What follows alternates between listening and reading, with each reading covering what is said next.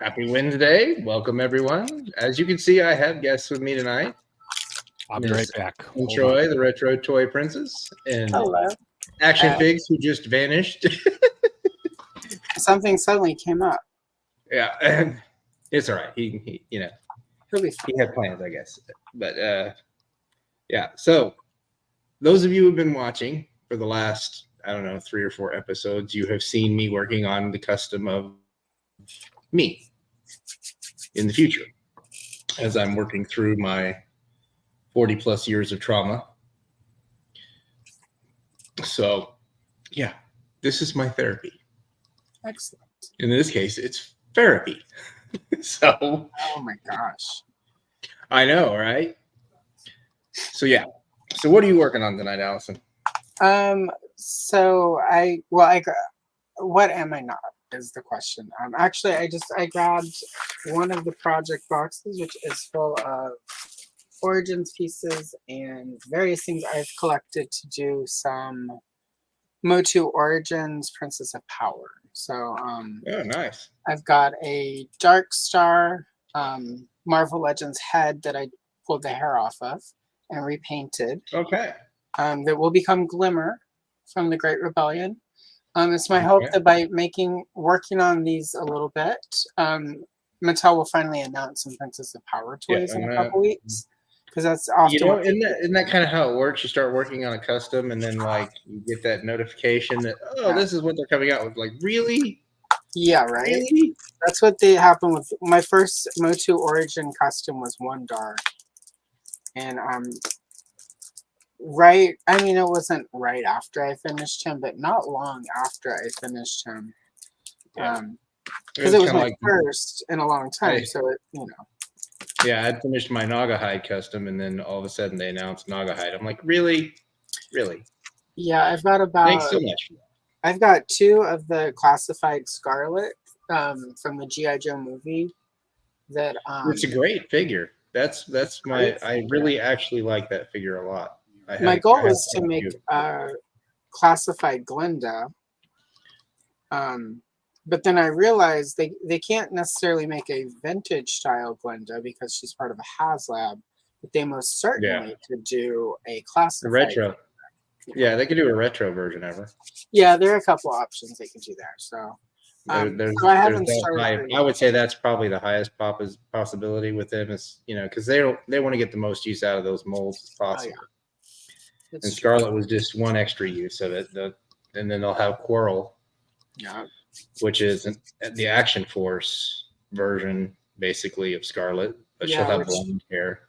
Yeah, so that would be the one that I would get because I don't have any, action, G.I. Joe style Action Force figures. Yeah, and then I bought a couple of the Origin, the G.I. Joe classified. Akiko, I believe is how you pronounce her name. I hate that. I honestly hate that body. That everyone has said that, but I have an extra Ewok Celebration Black Series Leia, and I'm gonna do a boil and pop, and I'm gonna use that body to make a Dark Jedi Leia. So interesting. Because like the body, that outfit she had, like when people talk about what they dislike about the body, what most comes up is the feet, and I get that. Yeah, the feet, the angles on that, and the feet are awful. But I just, Yeah, I'm gonna add some purple to it because purple is Carrie Fisher's favorite color, and which is why There if you go. you ever see me do the purple heart in comments, it's because one, it's a not a red heart, which you don't want people thinking you're telling them you love them that way on the internet, but it's a Carrie You know what? Fisher. I don't even care what color the heart is in my thing. I just throw the heart up if I need I to. used to not mind, and then but I don't think you probably. Did you get a Carl from that? I've got a couple. I've got and when I say a little bit of Carl, trust me, it was a little bit of Carl. But I did once upon a blue moon do a red heart and a Carl rose to the occasion. Right. Oh, that's always helpful. Yeah, right. Yeah, Unsolicited. no. That's not what that meant, dude. Have a nice Yeah, day. no. That was not an invitation to the Wienermobile, as it were. So anyway. Say it. No reason to. We're after. It's after 6 p.m. Nothing like unsolicited pictures to make Yeah, your day like, better, right? it's funny. Last time somebody sent me one, unironically, I sent back a picture of Richard Nixon. I'm like, if we're sending unsolicited dick pics, I don't understand that sending your body part. I still don't understand that. it's a thing that some people need to do. Like It's got to be a younger thing because I will say I've dated people and I've asked for that. I can understand if it was your significant other, Yeah, but just like randomly sending somebody yeah, that. no, I never No. randomly want that. I no couldn't do it. Yeah. Randomly send people that no. This did not occur to me because whatever.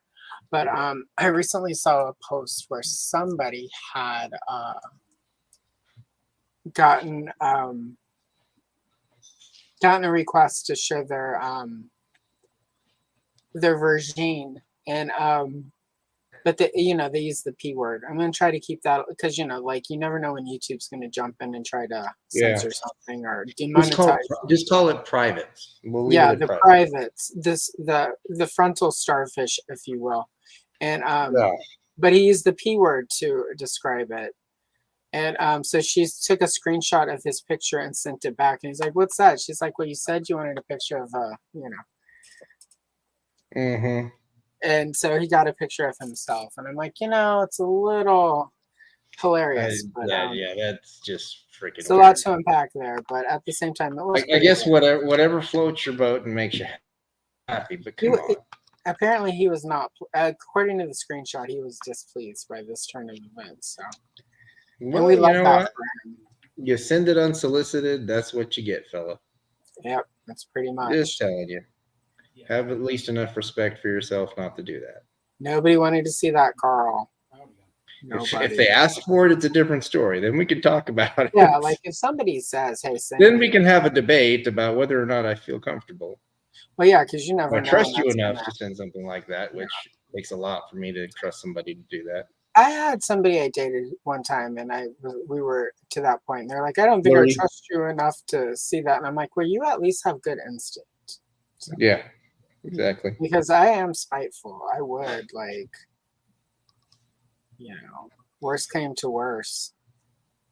And for him, it was probably a good idea because I definitely would have, toward the way things ended, it definitely would have come back to haunt you. Well, not me, but him. Yeah, like I would have. I mean, like I was friends with his mom on Facebook, so.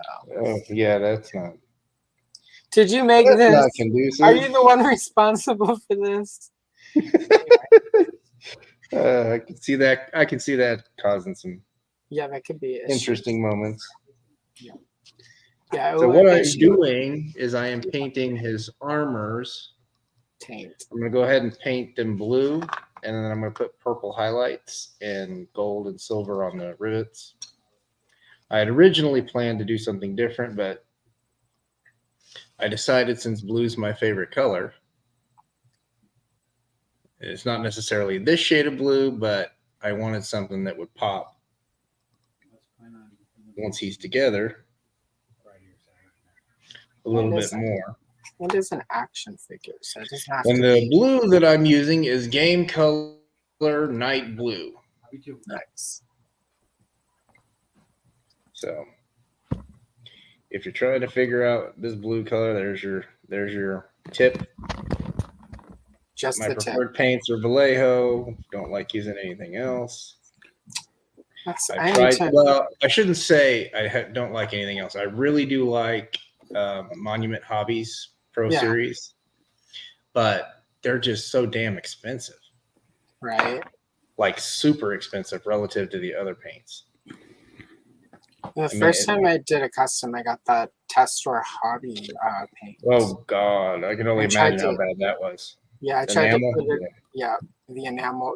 And it was the red, and I tried to put it on a Kenner Poison Ivy to make a Donna Troy figure from the Teen Titans, and it's probably still wet. Yeah.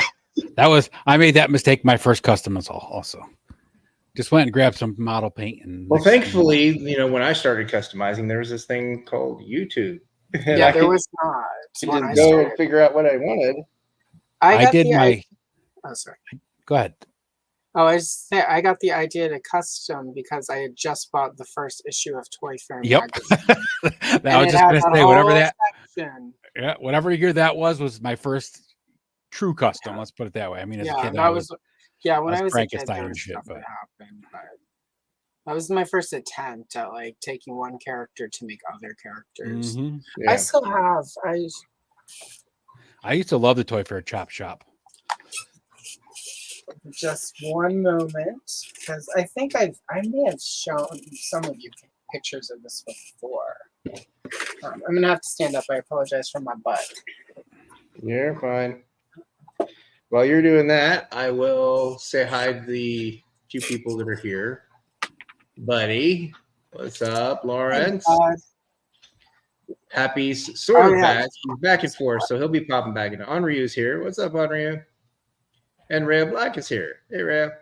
Hello. Nice to see you all. I can see that having my show on Friday is definitely more productive for people to show during the week, but you know what? We'll get back there eventually. Right now, you had Chad's 4,000 sub celebration, and 3POA is on with their thing about Diaper Island. So, and Gotham at some City, point, you just have to let that shit go. It's not worth fighting over. I get why they're fighting, but the reality is, all it's doing is making it infinitely worse. He's probably getting more views and subs because of it. I mean, not like exactly. You're just drawing attention to the. He's not getting subs for people that? who actually want his content, but people who want to watch the drama unfold. So, and that's the thing is, every time you do that, all you do is increase subscriber counts because all these people that are mad at that group will go there just to watch him out of spite. Well, and then when he stops having to pay for viewers and subscribers, then he'll have more money to buy more figures. So therefore, his channel will just keep going. So yeah. Well, I think he's already wealthy. If you've ever looked at the backgrounds in his videos, because he was one of the first ones that I found, and it wasn't until the Toy Kind of Mood theft that after that I was done. I mean, that's some chicken shit stuff. I think that's, I guess what confuses me about some of the copyright strikes is some of the stuff he's done, are far worse than any of the, somebody took my picture and manipulated it and, I don't know. Made fun of me. I think that's really what it comes down to. Because he has thin skin? Yeah. Obviously. That much is obvious. If you got into YouTube and you don't have at least moderately thick skin for this, you're not going to make it. Well, it's also really easy, even if you don't have thick skin. Just don't go watch stuff by people who don't like you. Exactly. You don't have to There's this wonderful thing called unsubscribe, and this other wonderful thing called I have 12 million options. Yeah, right? Well, why give them views? I don't know. Maybe I just have too much. I don't get it either, but I guess whatever floats somebody's boat. I mean, when I was in my 20s, I wouldn't have had that kind of common sense, and I would have been there. But most of the people doing YouTube toy stuff are old. Our age. Yeah, I mean, otherwise they have old parts. Yeah, they've got Minecraft channels or whatever. Like, Yeah. you know, people our age are the only ones really doing. I mean, like, Kayla is Kayla. Like every time she's like, "I'm only like this young," and I'm like, "God, why are you here with us? Like, this is Yeah, old exactly. people. Why are you hanging out with the old farts? This is old people stuff." No, you know, like we're all old. We were all here for these toy lines when when we were kids. So anyway, that's my 2 All right, cents. there's Ed back. I guess whatever it was, he got it fixed. Did you get it fixed? I don't know. It's like the 5th or 6th time my Wi-Fi is just completely dropped today. So tomorrow I'm going to call Spectrum and bitch about why I pay so much for internet that doesn't stay on. Well, it is Spectrum, so I'm just saying. I did that, and then I ended up getting a new plan and signing a new contract for 2 years. So I don't think I'm going to complain anymore when the service goes down, because then I'll never be free. Well, the thing is that really we can't. What choice do I have? I mean, That's a good point. You know, when you don't have choices, it's like I've been looking for places to live. I'm like checking the internet availabilities. we have Are you- Spectrum, or else you use a hotspot, or you know, like, and Yeah. the cell service where I live is garbage. So I mean, that won't work. Yeah, and that's the other thing is that where I'm going, or where I'm looking at it, the likelihood that I'll be able to get what I want is slim. Yeah. But, Are you know, you? I'll be- So are you sort of staying in the same place, or are you going to be looking at different states, or what's happening? No, I'm staying here. Okay. I have to for my kids. Gotcha. Okay. So, especially my youngest, you know, nobody else can really Yeah, no, it makes sense. take care of him besides mom and me. So, I'm sorry I had to leave earlier. My daughter was calling. She's you're fine, Ed. she's joining the Air Force like her brother, and she wasn't going to leave until she does student teaching. She helps the special needs kids. She takes care of. Oh, cool. She is basically has one kid with like severe autism that she takes care of all day long. You know, make sure he gets to where he needs to go and eats and all of this stuff, and doesn't cause any problems with other kids and things like that. And so she was going to finish out the school year, but then today, the job she's going for, there was an opening, and if she took it, she got like a really nice sign-on bonus. So Nice. it's like you can either put it off a month and miss out on the bonus, or you move it up a month and you take the big bonus, kid. It's government money for free. You might as well take it. Yeah, right. Exactly. You're going in anyway, so it's not like you're, you know, changing your mind. You're just changing your time. Exactly. So she just sometimes that's the best way to do it. That's what I told her. I said, you put it off, you end up talking yourself out of it, or start questioning whether you made the right decision or whatever. I said, at least now you're just in and you're done. Yeah. And you know, it is what it is. If that's what they want to do, you got to support your kids. So yep. Oh, I'm fully supportive of her doing it. I'm just happy that she went with it because, like I said, you know, it's a nice sign-on bonus. Like, you know, she will get the air conditioned tents. So she'll be in the Air Force. So I mean, she'll be in a building. I'm just saying, when the Air Force goes out, oh yeah, they get the air conditioned tents. But she's going in to do security forces, so that means she wants to work with the canines. So, oh, that's cool. Yeah. All right, so, really quick. This is what I went to get. So this is a Toy Biz Spider Woman Jessica Drew. Let me maximize you if I can remember how to freaking do this, because I am old. There we go. So, apparently my brain does not work good. That's cool. No, she's translucent. Okay. No, it's just because the way the lights are set up for coloring videos. Oh. And if I undo it, it'll take like 3 hours to get it. So. I she's that. White. It's white and apple barrel white and like baby blue paint. I made this one in 1996. Apple barrel works for dioramas for a while, but I can't. Yeah, there are parts where the paint is chipping and you can see the red under it.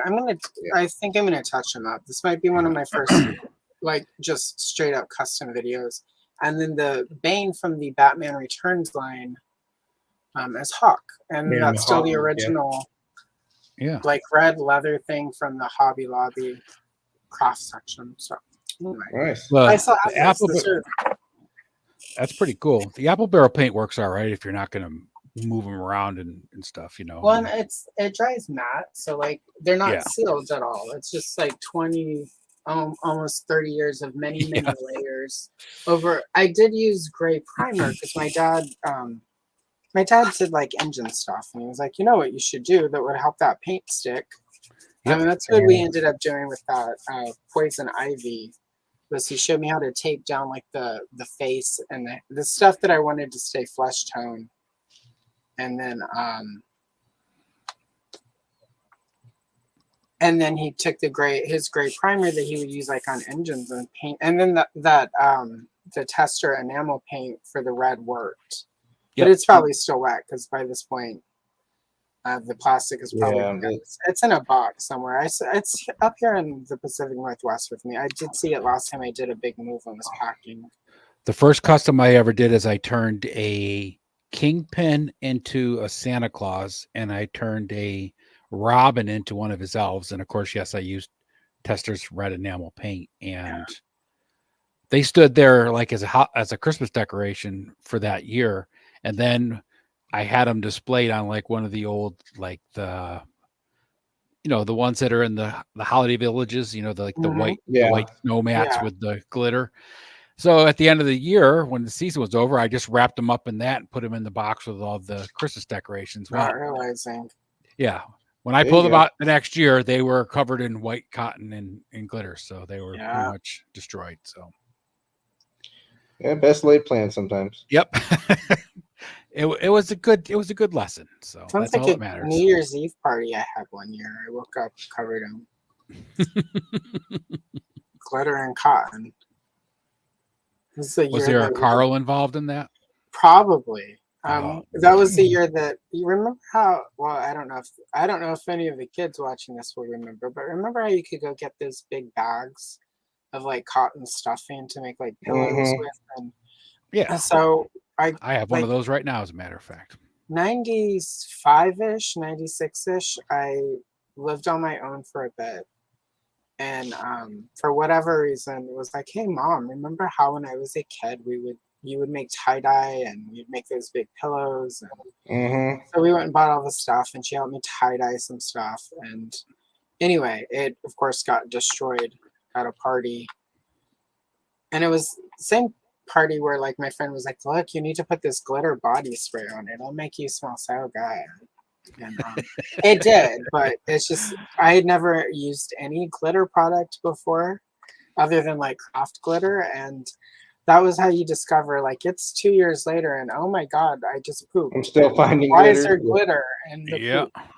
It's like there's glitter and there's corn. What is happening to this world? I don't understand. Yeah. Glitter will survive the apocalypse. It'll be everywhere. Glitter and corn. They'll like dig up bodies, and like people's last movement will be there, and they'll be like corn. And they'll be like, "This is how we saved the people." I just left you in solo. So this is the color I'm putting on the armor, which is blue, and then there's purple highlights. I don't know that you can see it very well because the lighting is not ideal. But hang on, let me do this. Excellent. Very nice. So, nice. Still got some chainmail highlights and wanted to create that. And apparently Henri is 60 today. Today he feels like he's 60. Okay. I've been having that day as well. So how old is he for real?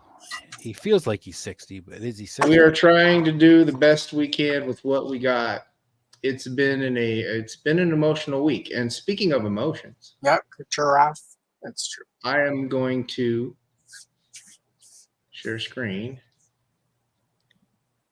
Share.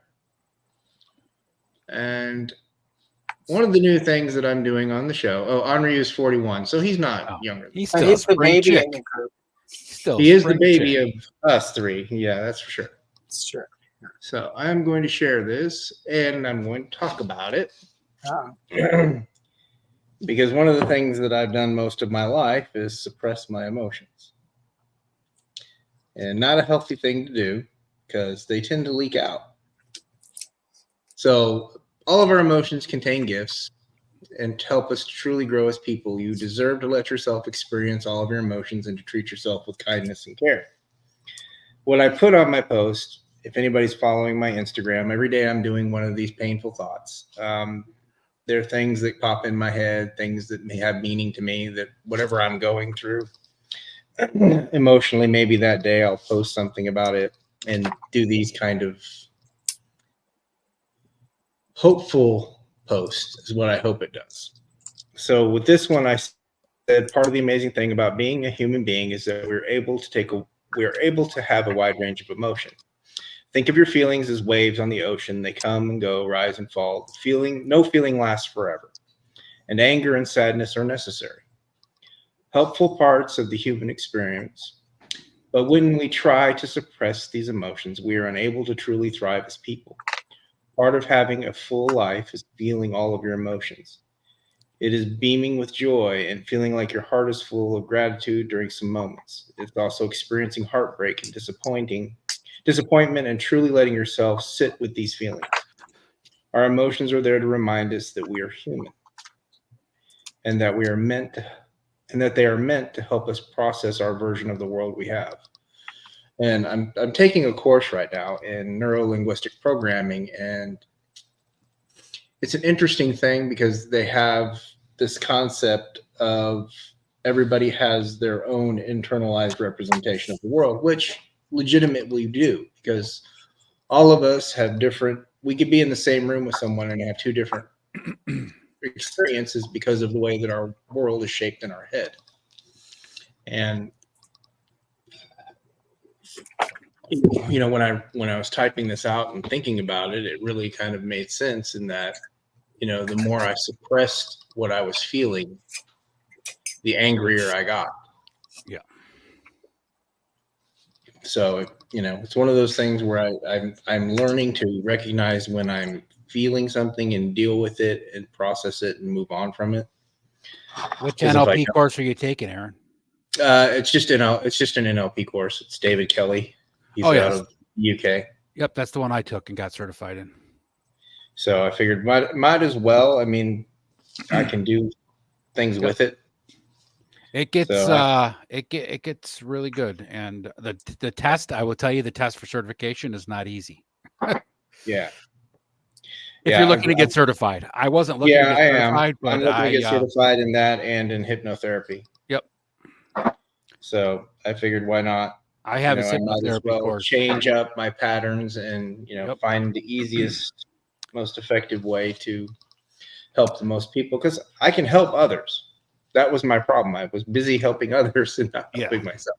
So I will tell you this: I have a course in hypnotherapy. I have not started the app, but I did have about 20 hypnotherapy sessions, and it was the best thing I ever did for myself. Yeah. So if anybody ever tells you hypnotherapy is quack medicine, it is not. It did better for me. It did better for me than 20, 30 years of regular therapy and psychologist and psychiatrist and everybody else. And sometimes it's those, people need options when they're doing, because it's not always just one way to do it.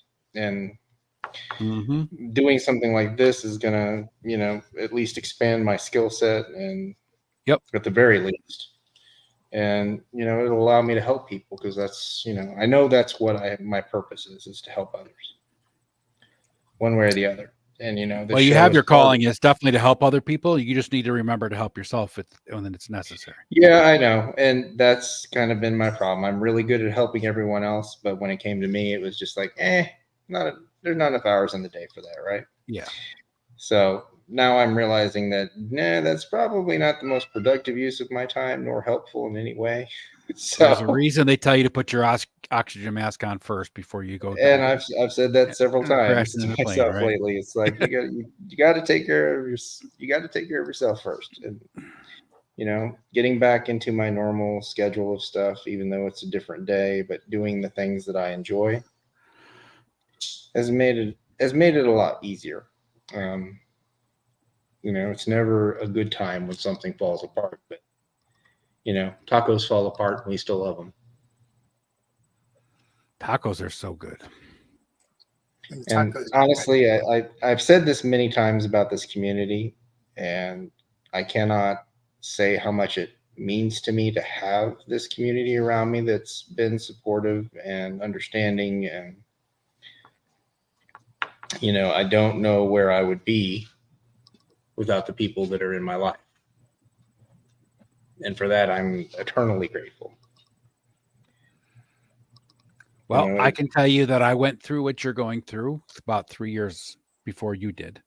And it was about 6 months or so before I really started getting to know like Oz, and maybe a little bit longer than 6 months before I started to know you and stuff like that. And I did so much better as a human after I met you guys than I was doing beforehand. So, just having that having that camaraderie support system is Yep. going to be critical going forward. Because you know what, I don't really want to burden people with stuff, but I know that I have people that I could say, hey, can you spare me a few minutes? And sometimes I do it, but I got a regular therapist, so anything that's overly urgent, I can message her and she'll get back to me within a few hours.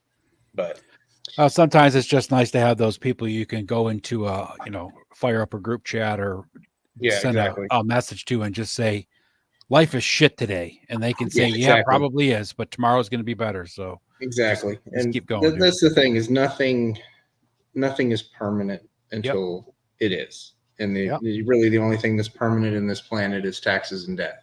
That's right. Everything else is a temporary existence. You may have, like I put in our chat, life is like a wiener. Sometimes it gets hard for no reason, but we know it won't last long. Taxes, death, and how much Moby sucks. Well, yeah, Moby's definitely. That's just it is what it is. You hate on Moby. It is what it is. I'm not a Moby fan. I'm starting to think though, since it's been 30 years or so, that Rick rolling is never going to go away either. It's not. No, I'm okay with that. That's obnoxious as shit. I'm just telling you. I love it. Did I tell you guys about the time I did an analog Rickroll? Yes, you did. That was awesome. How the hell do you do an analog? Wait, hang on. Oh, you got to tell the story, but it's an awesome story. So I had a friend, so let's call him Carl number 6. And he hated Rickrolls. And so you took that as a challenge, is what you're saying. It was a total challenge, right? How can I really do a Rickroll, right? So anyway, I just got a new printer and I needed to test the printer. You have to align it and then they want you to do a test. And I had been getting ready to send him a Rickroll as the meme of it. Because I was like, I can embed it in an email and I'll have to read it, right? But then I was like, well, let me just print this Rickroll. And I printed it. So there were like 4 of them on the page. So then I was like, well, what am I going to do with this? I don't really can't really Rickroll myself if I put it up here in front of the desk. Oh, I know. So I messaged, I'm like, remind me of your address again. I need to send you something. It's really important. And at the time,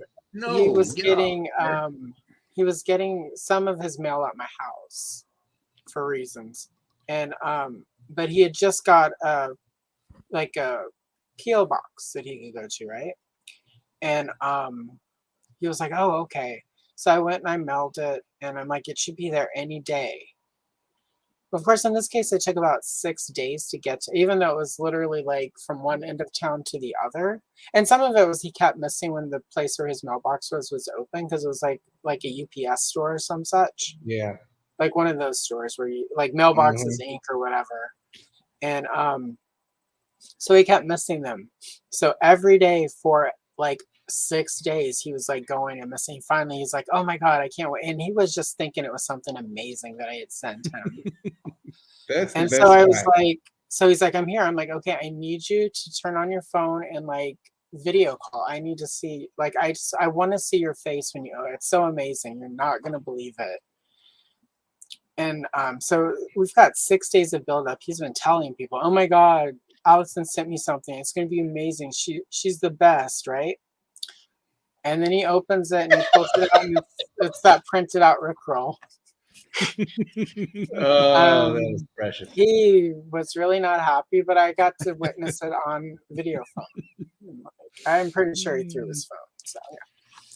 I'm sure he did at that point. Well, I had 4 of them, so he may have gotten another one like a week or 2 later. And like a After card. that, he just didn't open up any more mail from Yeah, Allison. I sent the other 2 to people who appreciated the humor and got like the epicness of that joke. But yeah, so anyway.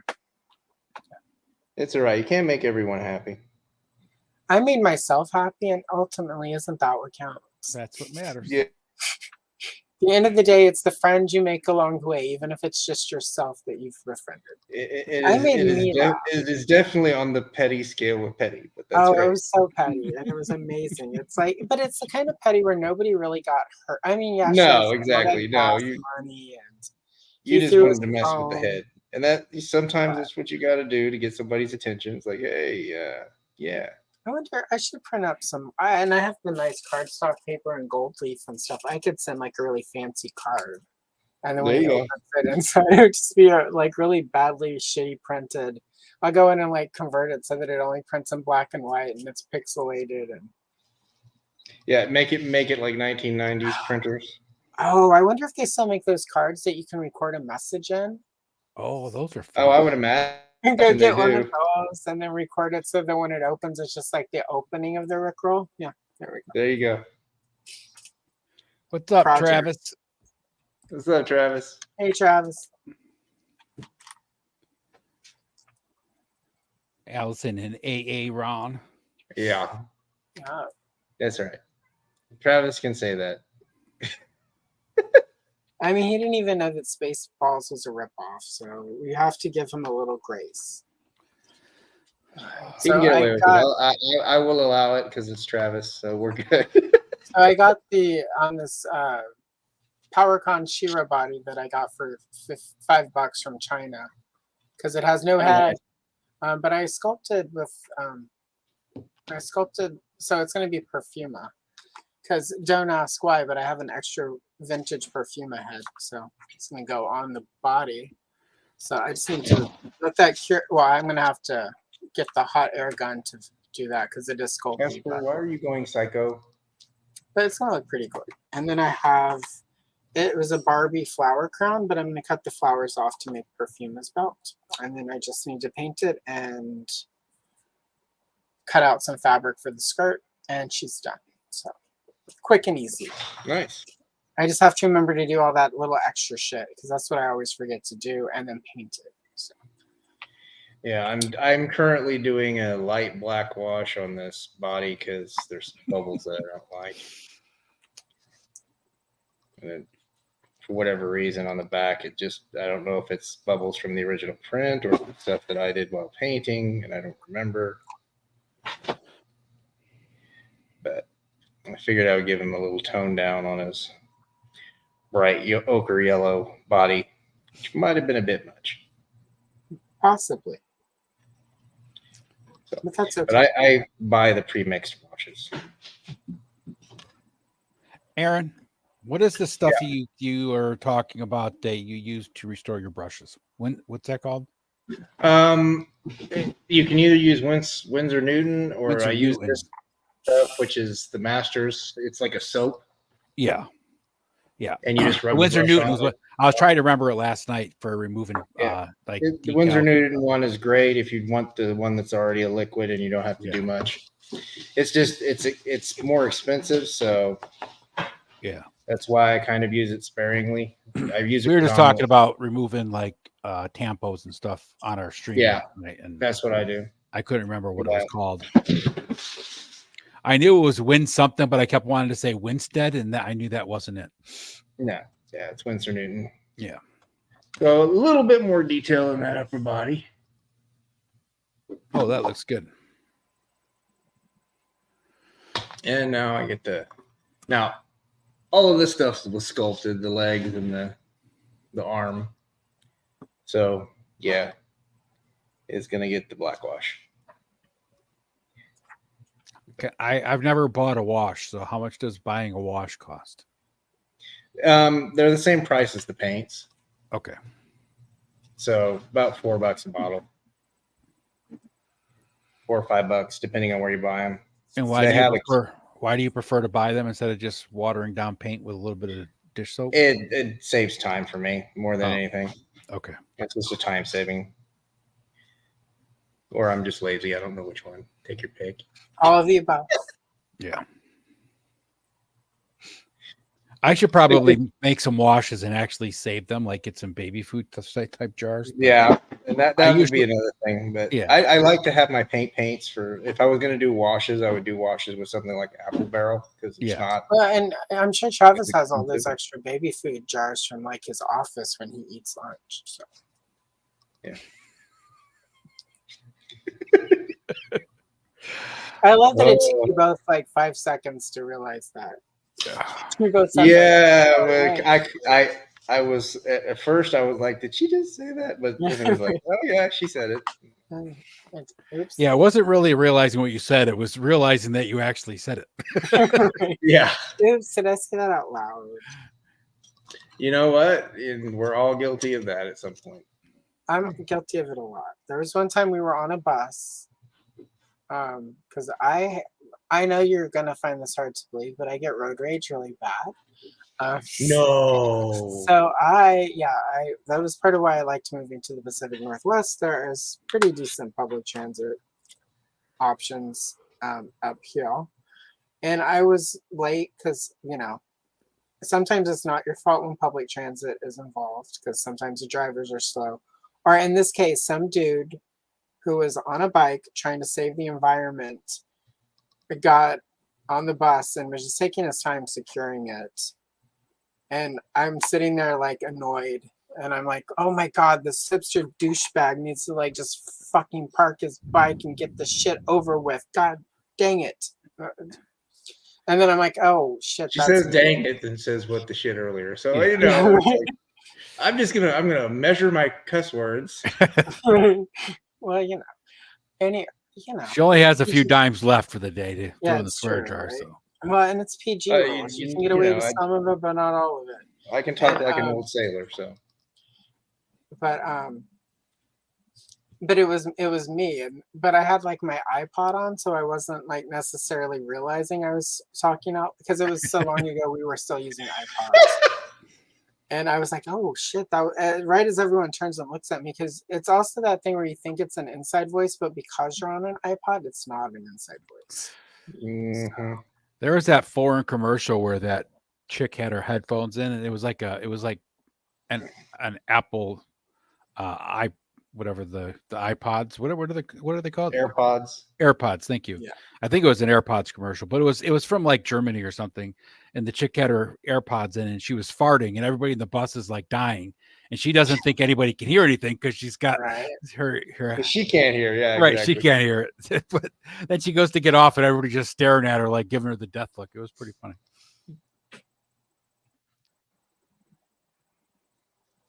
Yeah. Public flatulence on a bus, it's pretty bad. You know what? I've taken a bus. It was 20 hours to do what really should be like an 11-hour drive. Longest 20 hours of my life with the smells in that bus. Oh, Greyhound is the worst. So just saying. Yeah. Yeah, Greyhound is different than public transit. Next time I'll walk. Yeah. I made the mistake. I was going home on leave when I was in Texas, and my buddy wanted me to ride with him from Texas to, I think he was living in Kentucky or Tennessee. That's a ride. So he's like, ride with me, dude, and then I'll drop you off at the Greyhound, and you can just ride the bus home. It's not that far from Kentucky to New York. Like Aaron said, it was like an 8-hour trip that ended up taking 15 hours. But anyway, I took the Greyhound from Austin one time to Chicago and back. Oh God, I can't even imagine. And it was an adventure. You see like people talk about how Walmart has the worst of the society in it.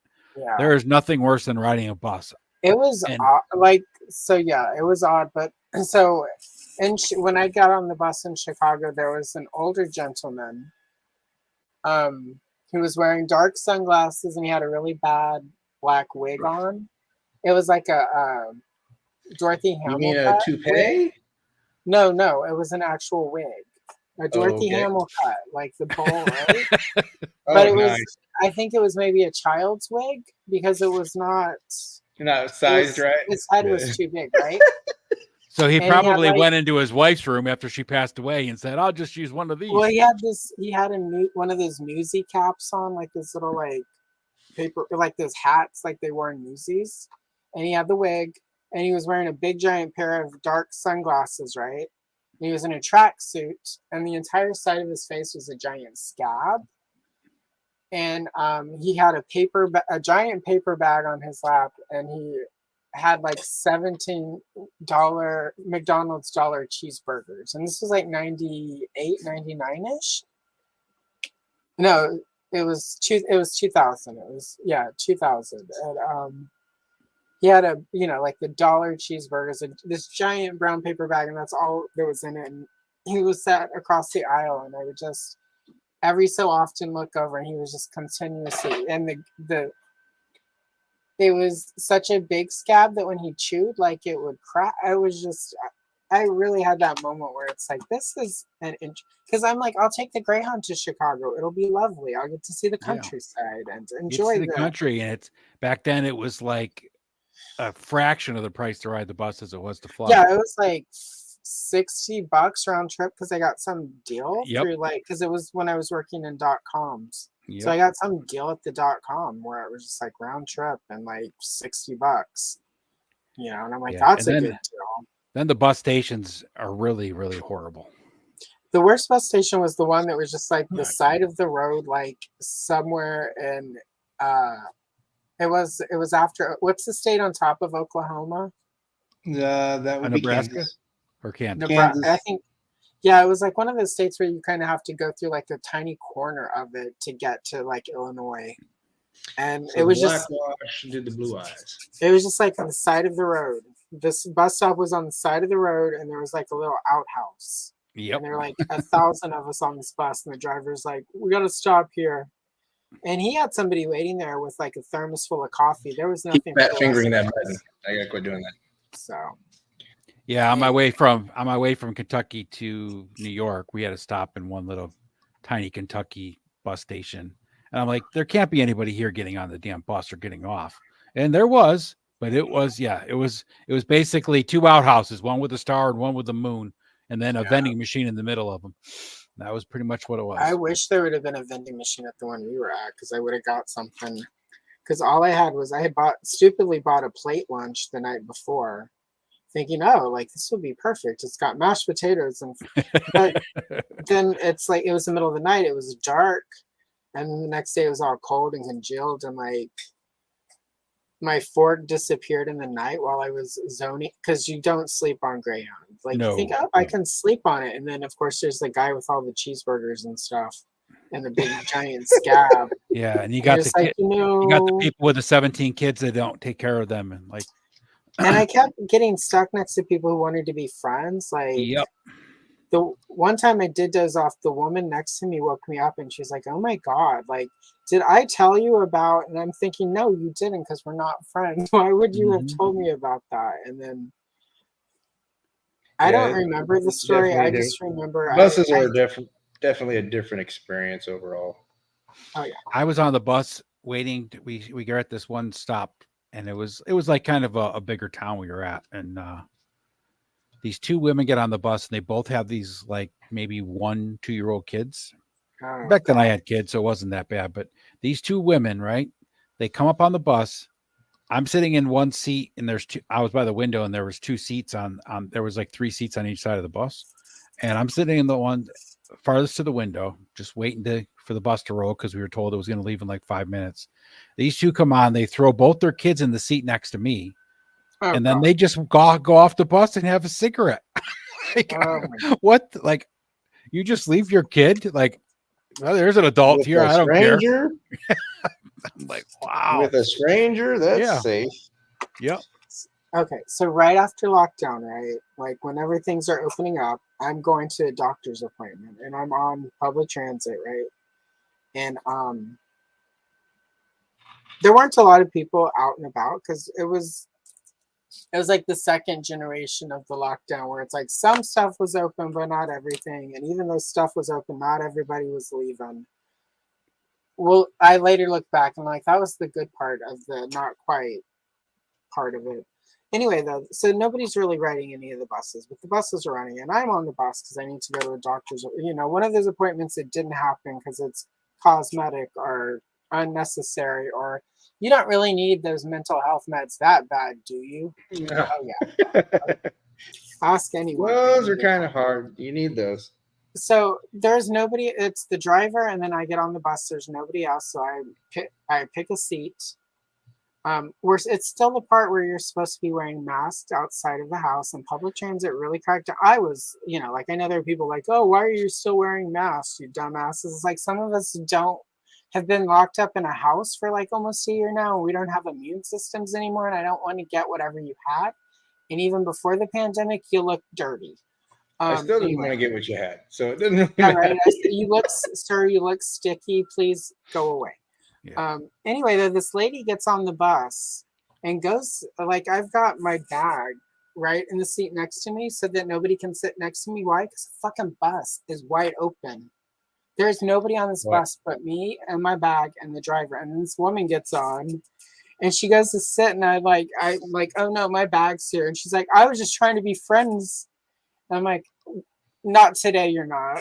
And I was just like, what are you doing? Like, she wasn't wearing her mask. It was just like, oh my God, not today. And I wish now I had something better than not today, you're not. Like, not on my watch. Not today's an appropriate response. Sorry, but I think that was pretty. Not looking for the next. Pretty Mr. straightforward. Carl. Well, I think the reason it didn't land is because even if it was ideal situations, I am not looking to make friends on the bus. Like I need to be there. I need my book. If you go on the bus to make friends, that's like going to the grocery store to pick up dates. Well, besides that, even if the bus is empty, you sit across the aisle and hope that you make eye contact and talk to the person. Yeah, right. And what's up, Joe? Yeah, and she just and then when I got off the bus a couple stops later, she's like, bye, you rude bitch. And I'm just like, oh, really? So anyway, my hope is that she got home and she went to the bathroom and she had explosive diarrhea for the rest of the day.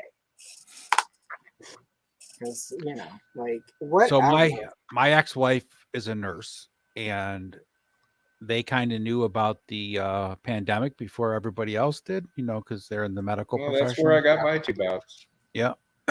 And so we went shopping, and of course she made me wear a mask, even though I hated the whole experience. Yeah. Because it was, it was new, right? It wasn't I'm claustrophobic, and those made it worse for me. So I'm not a fan of them. So it was new to me, and I wasn't really happy about it, but she demanded that I wear it, and she gave me the reasons why, and it was mostly for my kids. So I said, okay. So there was, going through the Walmart. I mean, we live in a small town. There was, maybe a handful of people in the whole entire store wearing a mask, of course. And this one guy started making comments about her and I, and then this other couple that was down the aisle from us wearing masks. And he was a typical redneck dude around here. And I just said, I don't know why you're laughing, dude. We're just being careful, right?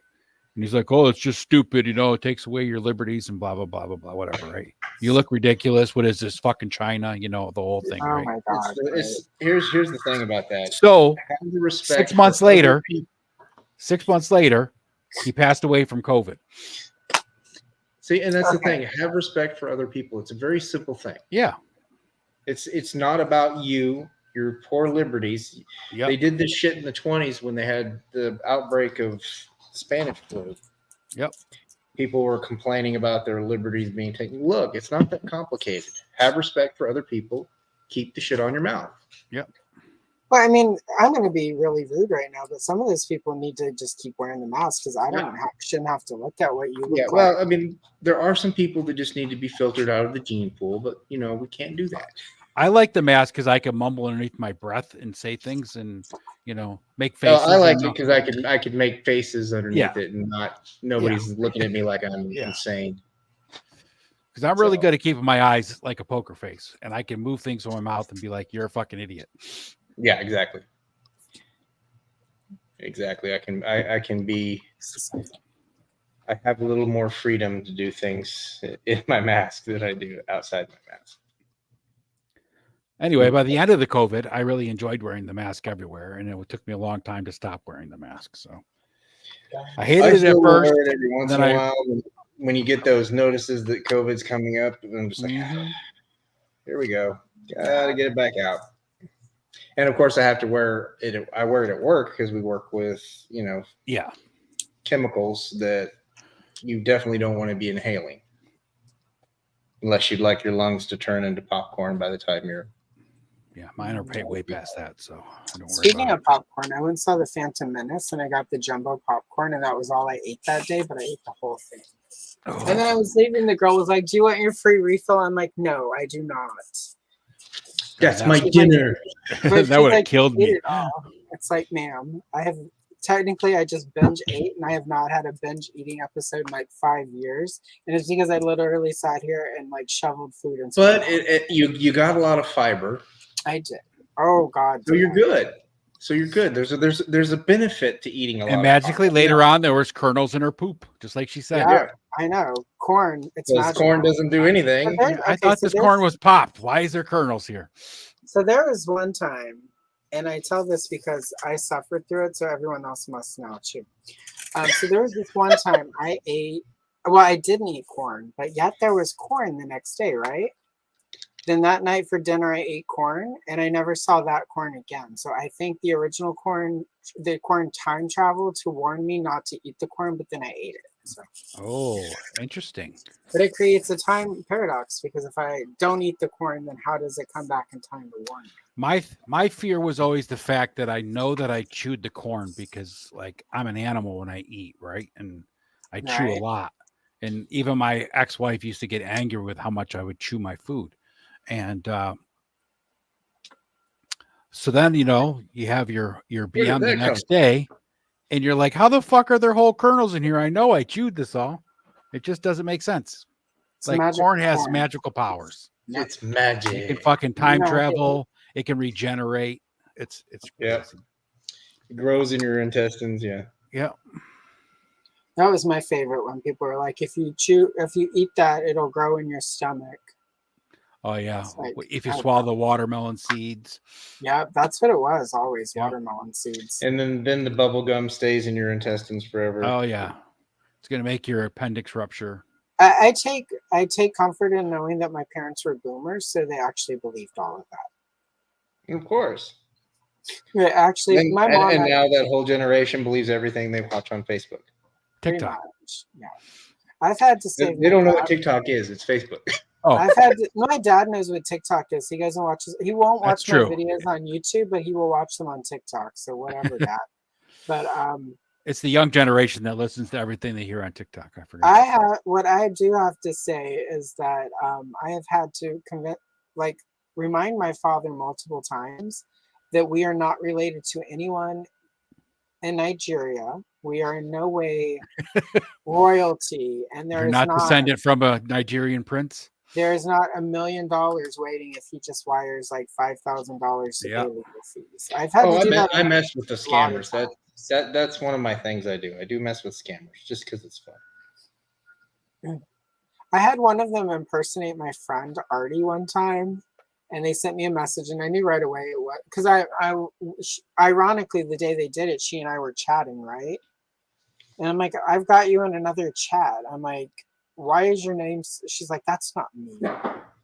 I'm like, oh, and within so I was just like, oh, hi, Archie, because they misspelled her name was like Artie, and they had it Archie, and I'm like, she's really particular about when people fuck her name up. I'm pretty sure this is not you over here in the second chat as we chat about this thing, and I should find I took screenshots. It was one of those things where you take screenshots because it was I just had them going. And that ran rampant for a while though on Facebook. Yeah, and she was trying to get me to send money for like some government program that would give me money, and I was like, oh my God! And she was like, well, I heard about it through a lawyer, Mary L. Lamb, And I'm like, Mary L. Lamb, like the lawyer? And she was like, yes, that's who you're talking about? And I'm like, oh my God. Didn't you hear that Mary L. Lamb just got like arrested for grand theft larceny and CP? And like, and they were like, what? Well, I'm like, oh my God, Archie, I think your money's been stolen. You better go talk to Mary because she's a thief. She's also in prison. Also, you might want to nuke your hard drive because if she sent you any files, you'd go into jail. Ironically, I never heard back from that one. I'll find those screenshots and share them like in I think one of the chats, we're all in chats everywhere. So I'll find one of our chats and share them because any of the 15 chats that we're all involved in on a daily basis. This person just hit me at the right time to like, I was just feeling it that I was extra sassy that day. And I'm like, it probably helped that I was chatting with Artie and she and I are, when we worked together, we were up to shenanigans all the time. Like one time, there was this guy who bought these really expensive sunglasses. They were like $100, which, you know, seems like is probably mid-level if you're getting designer sunglasses, but whatever. Now, so you went around the office for like a week, like, look at my expensive $100 sunglasses. Aren't they fancy? And aren't I wonderful? Because and we all hated him. So he left his glasses at the communal computers and somebody stole them. Oh, I don't know who did that. That's shady. Like that shady is all good. She doesn't know who stole them. I swear to God, I don't plausible know. Deniability. Yeah, yep. No, this plausible deniability. That's like, what that's literally, about. I don't know who did it. However, boy, do I look good in these Ray-Bans, though. I don't know. No, it wasn't me. Like if it was me, I would not tell the story because I don't know what the statute of limitations is on that. But anyway. Who is that behind those? So I legitimately kind of felt bad for him because like it's $100. I know what he made. Yeah. I was in a department at the time where I knew if you're pretentious enough to think that your $100 there's a little bit of the like, well, you know, karma got you, right? Yeah. Yeah. And you know, like that first day I felt really bad. The next day he comes to work and he's like, I'm gonna put an end to this. So he made flyers. He had like 100 flyers of like, have you seen these glasses? It was a picture of the glasses. And then it said big reward for it. And it literally gave me Pee Wee Herman's Big Adventure vibes a little bit, except it was funny, but not in a good way. Were they Oakleys or what kind of glasses? I don't remember. Like, this is how long. It was probably like some knockoff Versace glasses or something. Knowing him. Probably. Anyway, so he papers the office. Like, you could not go anywhere without seeing like 7 of these flyers up there. And it was just annoying because I'm like, whoever took them is not bringing your glasses back. And you're not giving them a reward for $150 or, you know, like, or even $100, whatever the glasses are. They probably already sold them. They probably took them and sold them or traded them because some of the people that worked there were definitely substances in the bathroom happening. And then one time I'm like, oh, I guess people are doing cocaine again. And because, you know, there's just this smell. You know, those glasses got sold for an 8-ball. Yeah, they got sold. They got traded. Somebody ran away to like try to be a model in Los Angeles with them, something, right? So I will admit I took some of them down because they were obnoxious. And sometimes in the break room at an office, you just need to eat without looking at a stupid flyer of somebody like, whoever took my glasses, you're wrong for that. Please bring them back. Anyway, so Friday after work, Artie and I would go see a movie. We go get milk. We would hit like the Dollar Tree and like go shopping. And we went to Dollar Tree. The Dollar Tree is an amazing place. I'm just saying. It's amazing. They have an entire entire rack of sunglasses for $1. And this is when it was all still $1, right? Now it's $1.25, but yeah, it's $1.25 inflation, right? Yeah. So we were looking at the glasses, and Artie just goes, "Oh my God, wouldn't it be amazing if like somebody gave Josh these glasses?" Sorry, Josh, if you're watching. The secret's out. Anyway, and I was like, that would be really amazing. What generous people would do that? So anyway, we bought a mailer, and then I would write one letter. We wore gloves, so there were no fingerprints or whatever, except for the people at the store, which they could have traced it back and then gone and watched. But I didn't think anybody would do this for $1.25 sunglasses, right? So anyway, we put them in an envelope mailer. We take turns writing like Josh's glasses on it, and then we leave it. And like because of the job I had, I knew when the like security cameras flipped over and there was nobody. And even so, I knew what angles you could slide in and just drop something on the front desk, and nobody could see who did it. So we left them the package that said Josh's glasses on the desk, and then we knew when Josh started, so we made sure that we were in that front office, like on our phones, as you would do, because that was the one place you could use your cell phone in the building. And we were in there, like on our phones, like we were supposed to do. When he got in, and like the lady at the front desk was like, "Oh my God, look, somebody left this. They brought your glasses," and he had this moment. I felt almost bad, but not really. He Almost. was so excited. And then he opened them and pulled the glasses out, and we had gotten him a pair of dollar Barbie pink glitter sunglasses. Oh, I did feel bad because we did put a lot of love and care into this gift, and then he threw them across the room. And we couldn't laugh. So it was hard. It was it was a good learning experience, you know, like, because if we had laughed, it probably would have been obvious it was us. So. one of the guys I can't say I was friends with, but I was acquaintances with, who was friends of friends in high school. Our senior year, he went, like, that was when Oakleys were really big, like 1989, 90 in that area. Mm-hmm. And Oakleys were, $80, $120, expensive sunglasses. Yeah. And he was always wearing them to school because he thought he was Mr. Big Shot, because his parents owned like a gas station fuel company, like filling up propane and stuff like that, and all that. So he thought he was Mr. Big Shot because he lived in a really nice house and stuff. And we all went water skiing, and he lost his sunglasses at the bottom of this lake. And we were all just so disappointed for him. That's really sad. We never picked on him about it at all, or never. Never. Not at all. Stupid, or said, you remember that time that you lost your sunglasses? Okay, but this is sort of the end, the very end of the story, like the part that like made it worth it, I think. So that week he was so mad that he went around the building and ripped down every one of his flyers. And he was like, "How come these keep going back up?" Because apparently somebody, I don't know who, went around and like all the ones that he had taken down, taped back. It was probably some guy named Carl that kept doing that. It was probably a Carl. You know how those Carls are. But yeah, so we went around, and all the ones we had ripped down that he was getting mad because somebody kept ripping them down, we kept putting them back up afterwards. Anyway, we didn't really like him. He was pretty shady. And to be fair, I think even if I don't know how he would see this, because I don't think they have this in prison. So anyway, I don't think you can watch YouTube on the internet in prison. So, well, I think you can, but it's limited on what you actually can see. When you get caught trying to pick up people of a certain age on the internet, you probably don't have any internet. But one of the kids he used to hang out with could be watching. So yeah, it's okay. Well, I don't know. They're probably adults now. Anyway, he might not hold a grudge anymore. He might think it's funny now. I would hope so. I mean, it's been what year is this? 2020. It's been, good God, almost. You can't change the past. He was like, "What year are we in?" Yeah. What? He probably doesn't even. This is like 2003, 2000. No, it was 2000. What century is this?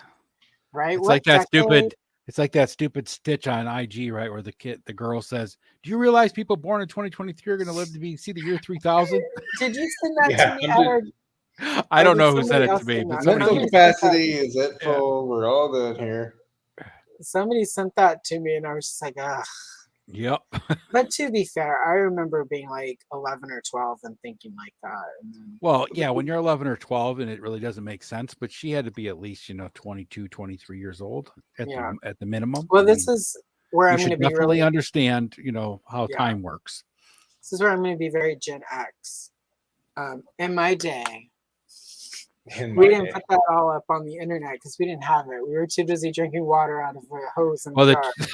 The correct way to start that sentence is back in our day. Back in our day, when our parents would leave us alone for decades so that they could go to the Key Latch Tupperware party and chain smoke Marlboros and Newports. Yep. And we would get in trouble for almost burning the house down trying to make macaroni and cheese. All of my mom's friends were all into that. You know, they had the home interiors and the Tupperware That and stuff just evolved. you know, back then it was like Elsewhere. at least once a week my mom was having like a get together for that so she could get, you know, free gifts and all the stuff that the only reason that people actually did it for, right? But Right. for me and my brother was great because like there's always such good food, like snacks that we normally wouldn't get. So it was like, oh, mom's having a party tonight. Don't touch my food. It's for my guest.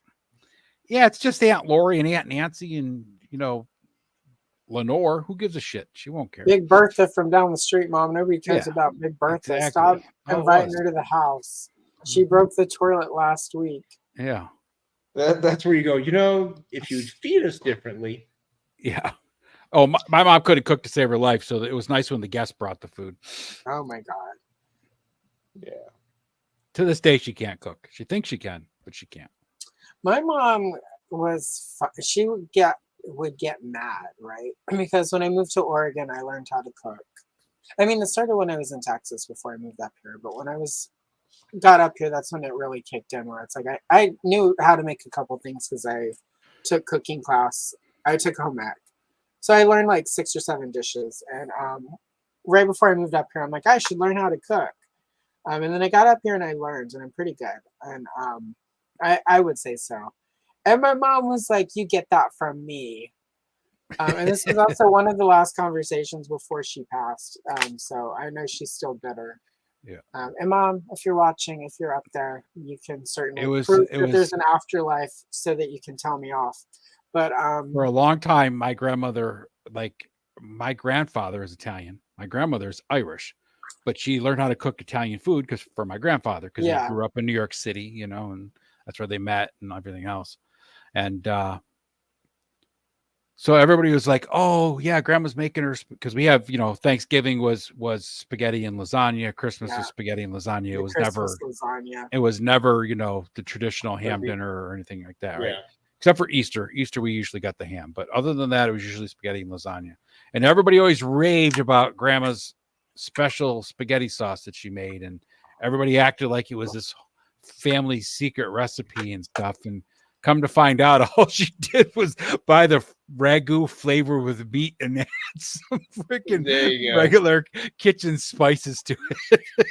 That's funny. Like, you know, my mom said that, and I was like, no, you didn't. She's like, I used to cook all the time, and she would list all the stuff she would cook, and I'm like,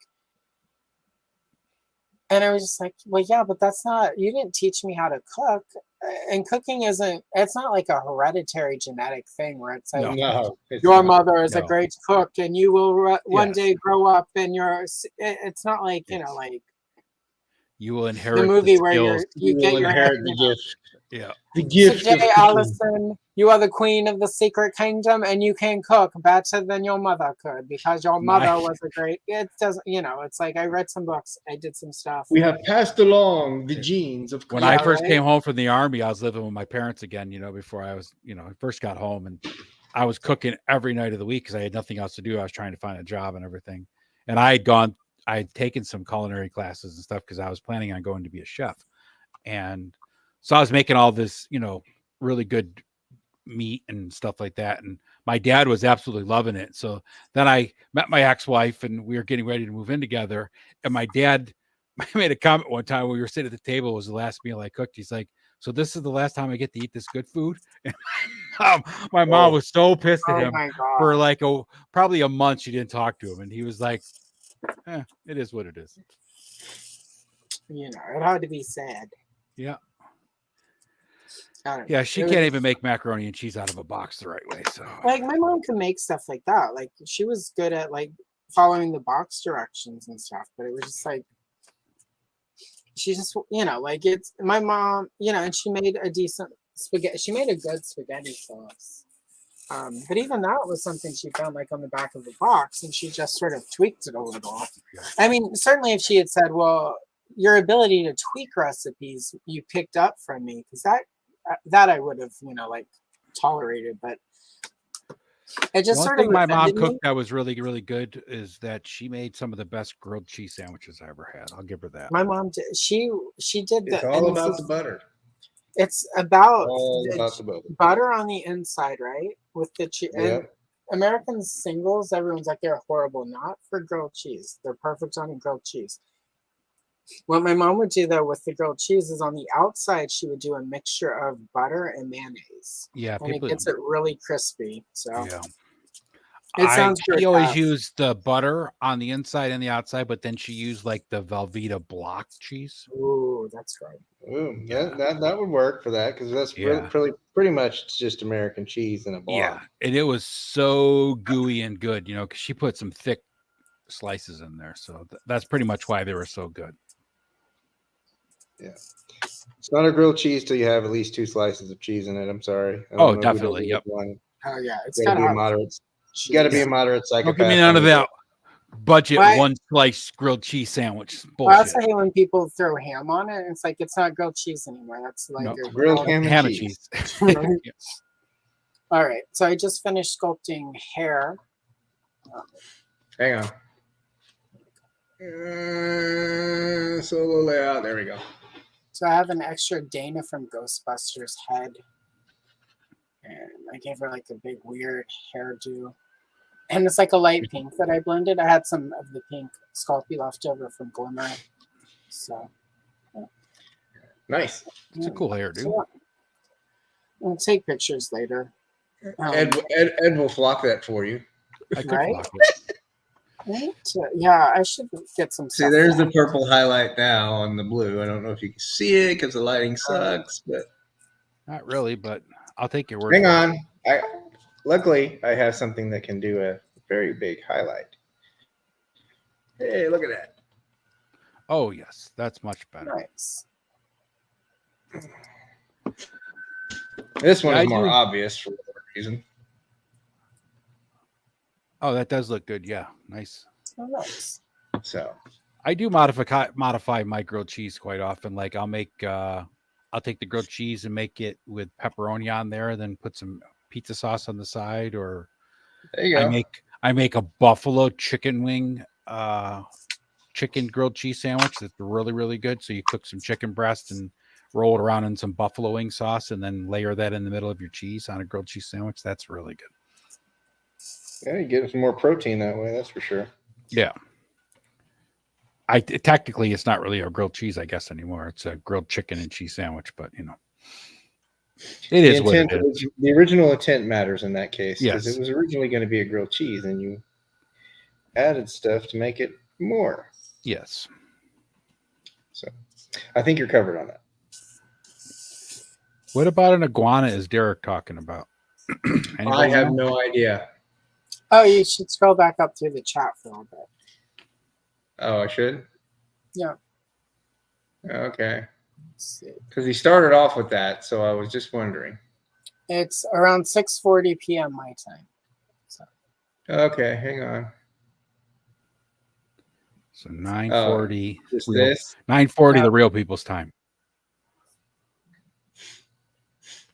Well, it's 9:19 here, so yeah. Yeah. So that was a while back. Yep. Joe, Pepper Jack is really good. My favorite now as an adult, also because I don't buy American single slices, just because I would only use them for grilled cheese. And grilled cheese is not something that occurs to me to make often. But when I do, what I like is I usually have sliced Gouda, sliced Swiss, and then just regular sharp cheddar.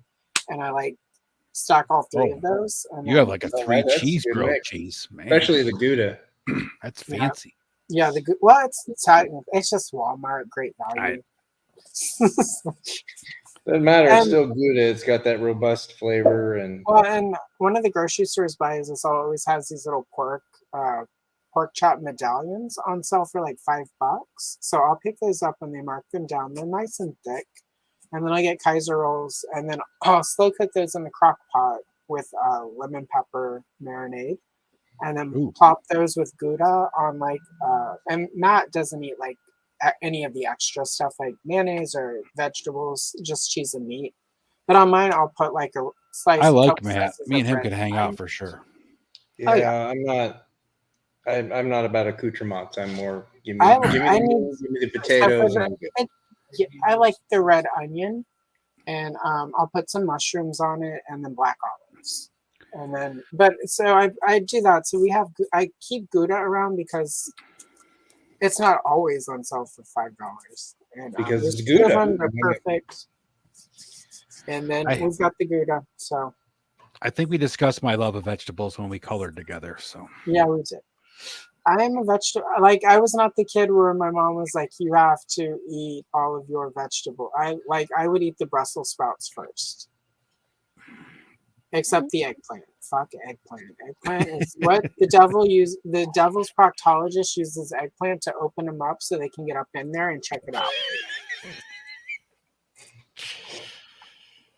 very possibly. 100% for sure. I mean, because and somebody was like, "You just haven't had it cooked properly." And here's my philosophy on food: it's like the sucker fish that if you don't cook it right, you die. Mm-hmm. Yeah. If it takes some sort of gourmet genius, or you can't look away from the eggplant in the skillet for 5 seconds before it becomes inedible, then we're not supposed to eat it. No. Like, it shouldn't be that hard to make it edible. And if you have to work that hard to make it edible, it's not for human consumption. And you really got to think like that fish, right? How did anybody determine that you have to cook it a certain way for a certain amount of time You have at a to certain cut it time? a certain way. Yeah. If you then don't, everybody can die from it. So that was a great experiment. and if you don't die like in an hour or two, you're fine. And I'm just like, Yep. that can't. There's nothing that would taste that good. Nope. One of these days, I'll quit hitting that button on my mouse to kick me out. I finally figured out what it was. That's a good idea, bud. I'm gonna have to try that. What kind of jam? What is he saying? Oh, Grilled Grilled cheese. cheese with jam spread on top. Yeah, I bet like with a good tangy Jam, like grape jam, strawberry jam. I would say strawberry or raspberry, like a really tart but sweet. Yeah, probably jam. a raspberry would probably I would be say okay. raspberry or maybe even like a. Oh, it's gonna. He sound says raspberry is really good. This is gonna Fruit sound and fancy cheese and is I a good apologize, thing. Mm. but like a cherry, like one of those compotes, like the hot jam stuff they make, a chutney, if you will. Sir, I know food news. I appreciate you wanting to. time, but let's not do it on the table, please. I want to use tonight, my kitty paws for painting. Yeah. Well, earlier he kicked me out of the. He closed my browser and was like, "Dude, Okay, I'm doing something." Speaking of furry friends, so I have this resin. It's a custom Luke Skywalker Jedi Knight from Return of the Jedi that somebody did in resin. I bought it way back in the day. Bought a orange vinyl cake for it. As you can see, the cat got it. The kitten. It's all eaten up. It came with a yellow lightsaber. So I woke up yesterday to find that laying in the floor in front of the door like it was left there for me, and the lightsaber was missing. So I'm like, stupid cat ate it. So I was mad at the kitten most of the day. Wasn't really talking to him. I'm just like, you're horrible. I can't believe you would do that. Why? You have all these cat toys. Couldn't find the lightsaber, so I was also worried he had eaten it. And it's made of resin, so we don't, like that could be bad. Yeah. So I went and checked the mail right after lunch, and when I came back, the lightsaber had been laid right on my desk, and it's got kitty bite marks on it. So he wherever he had it hidden, as soon as I was gone, and when I came back in, he was sitting right there waiting for me. Like, look what I found, Mom. He's like, I found this for you. Yeah. I don't know who took it. It wasn't me, but I found it. But it was it's interesting because, there's a level of intelligence there. Yeah. That surprised me, right? He knew why I was mad and brought it back. So cats and dogs are a lot smarter than we give them any kind of credit for. So my current philosophy is it depends on how much time and energy you put into your absolutely your animal friend. Mm-hmm. Because I've met some cats who are bumps on logs, but those are also cats where their owners treat them like bumps on logs. Yep. Well, unfortunately, this cat, Casper, is a head case. the first time I met him, I came over to sit with my grandkids. He was a kitty, brand new kitten. So he would go and run into the wall with his head. Mm. So I know he's got some brain damage at some point from that whole experience, because it was like ping pong ball all the time for about an hour. Maybe he was like one of those old toys that, he thought he hit the wall, he bounced, just shifted gears and go back the other way. And then, you want to say hi? So Derek talks about a grilled peanut butter and jelly made like grilled cheese. That's good. I've never actually made a grilled cheese grilled peanut butter and jelly sandwich, but I made those camp ones where you put the bread and peanut butter and jelly, you cook them in the fire. Same thing. That sounds pretty good. Yeah. See, this is Casper. Oh, Troublemaker Supreme. Troublemaker Supreme. Oh my goodness. Yeah, there's trouble written all over that face. I'll tell you that. Yeah. Oh yeah, there's trouble right there. I tell you what. Cute though. Mean as shit at times.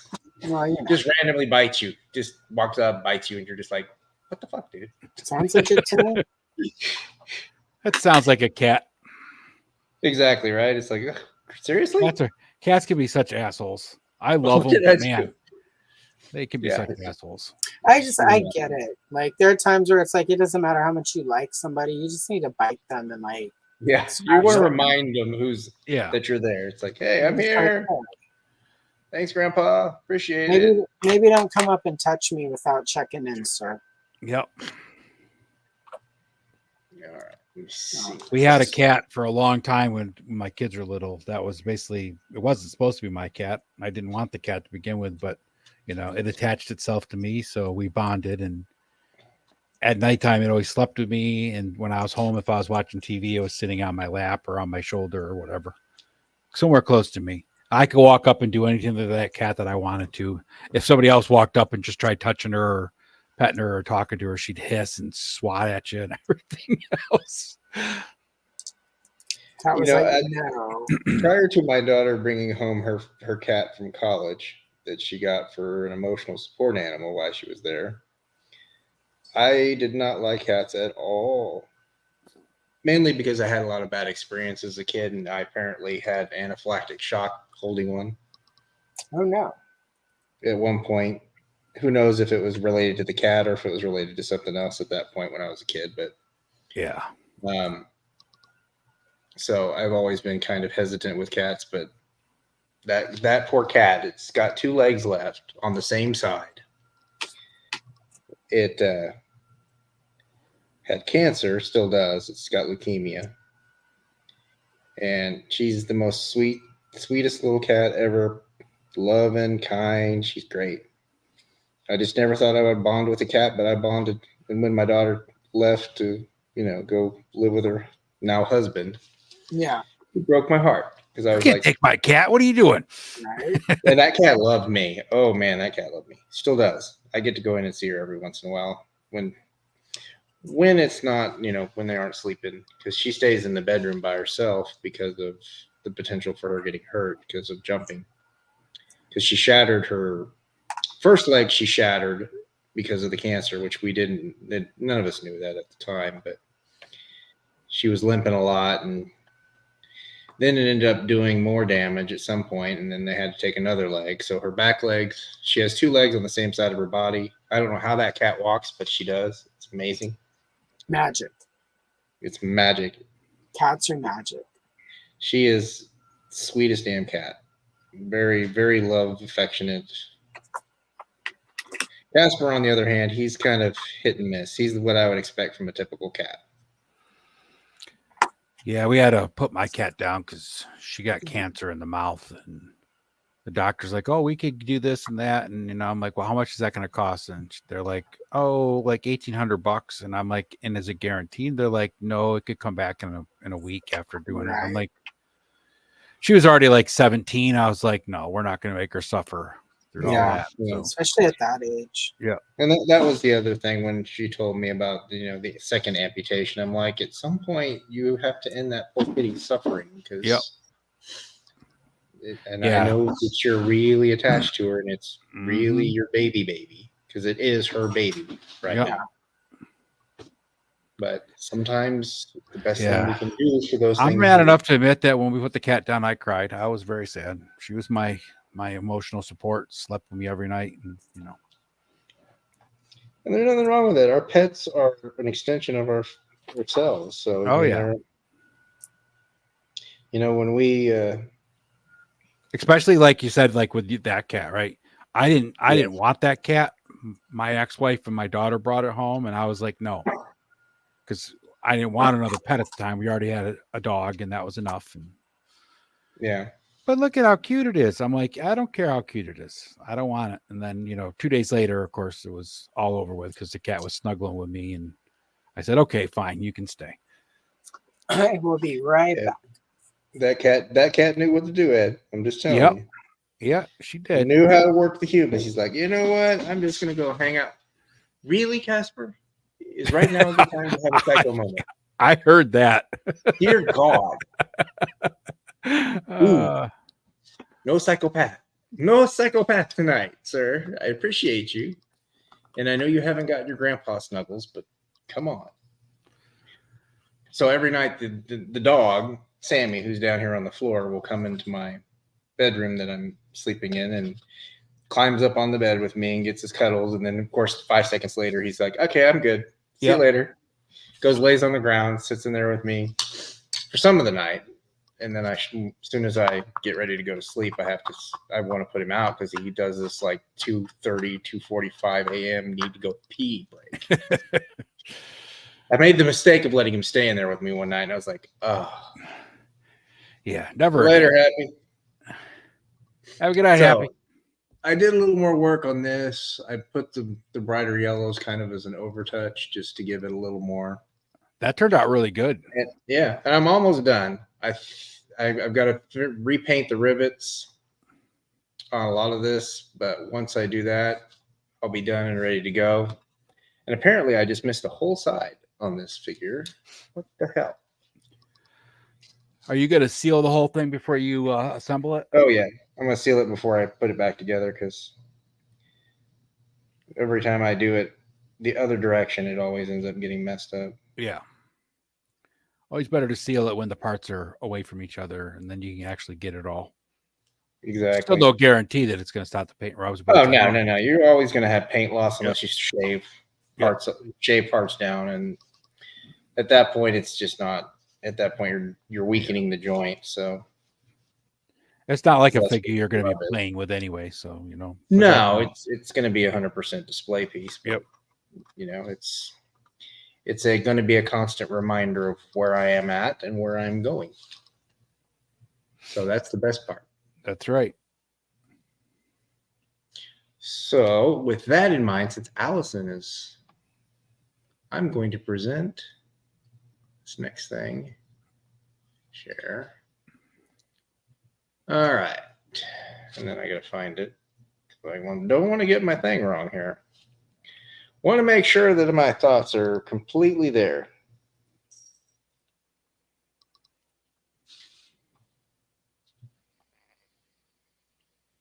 All right. So the other day I was doing something and just something hit me. Let me figure out where I did this one. About being, okay. So we're adept at avoiding pain and suffering. We push it away. We pretend it's not there, and we keep ourselves so busy that we don't have time to sit and reflect. When bored, we surf social media. When we feel down, we go shopping or watch TV. But running keeps us stuck in spiraling patterns of despair and hopelessness. And, I can say I get stuck in doom scrolling at times. Mm-hmm. It's one of those things that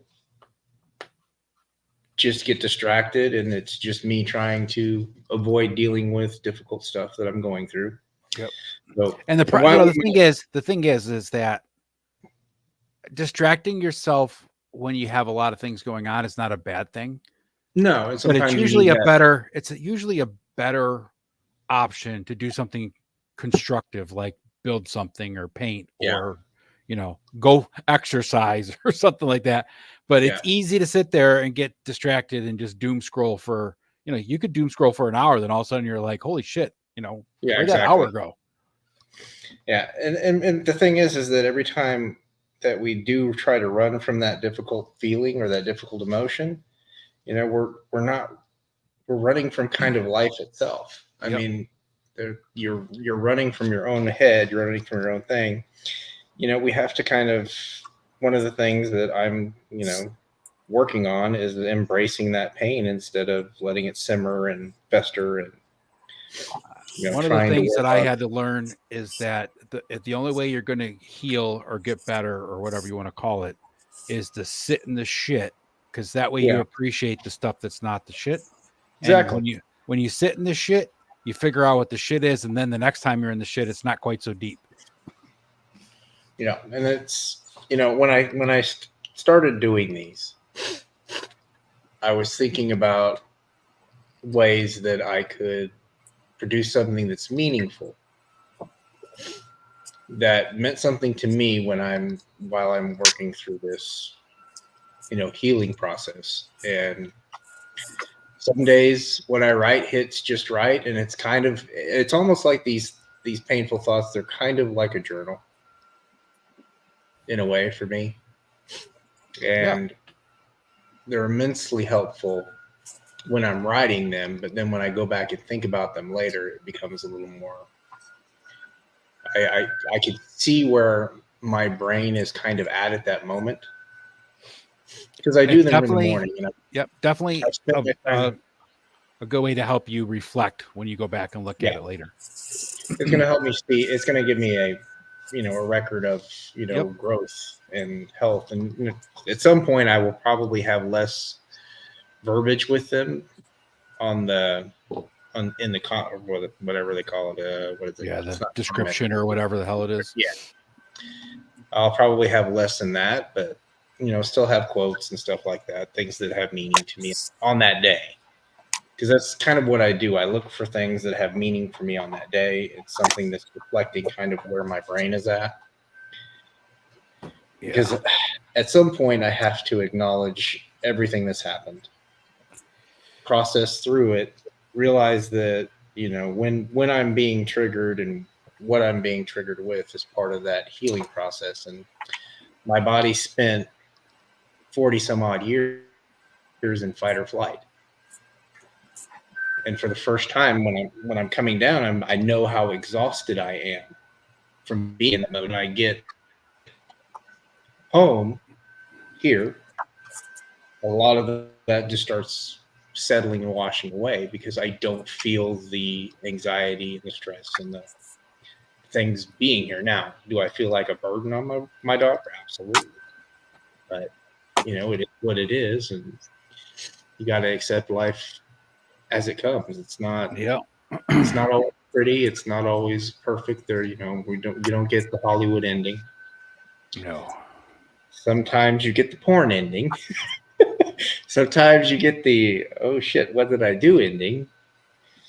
At the end of the day, you got to take care of yourself, and my way of doing that is working through those emotions, whether it be meditating on it at the time. I've been doing a ton of meditation, and it's helped me calm my negative thoughts to the point where I'll tell you that the one thing that meditation really helped me with, and I meditate every day still, and I've done it for 2.5 years now, is when I first started doing it, it was kind of learning how to be calm and be in that moment. But now it really helps me control my thoughts, right? Yeah. To the point, not to, like you said, I don't avoid my thoughts or avoid my emotions, but like just controlling my thoughts so I don't spiral into the negative self-talk and the negative, all that stuff, right?